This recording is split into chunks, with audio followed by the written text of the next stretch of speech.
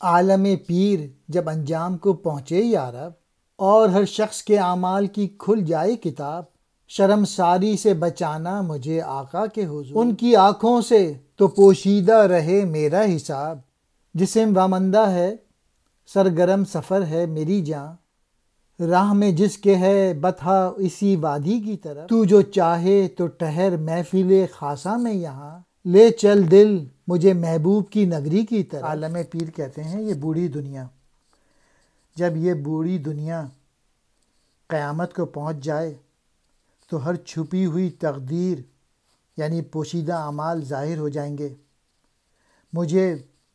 پیر و مرشد حضرت محمد صلی اللہ علیہ وآلہ وسلم کے سامنے رسوا نہ کر میرا حساب ان کی آنکھوں سے چھپا لینا۔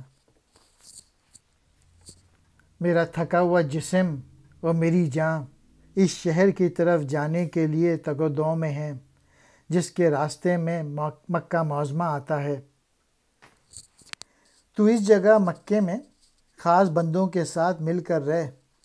کیونکہ میں تو محبوب کی منزل پر جانے کی خواہش رکھتا ہوں۔ یہ علامہ اقبال کے آخری دنوں کی شاعری تھی،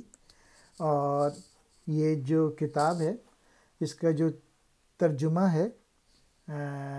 یہ فرنگ نے کیا ہے، اس کی تشریح، اور اس کو عبدالعلیم صدیقی نے فارسی سے اردو میں کنورٹ کیا تھا، تو سارا کریڈٹ ان لوگوں کو جاتا ہے، جو بھی غلطی کی ہے وہ میری ہے۔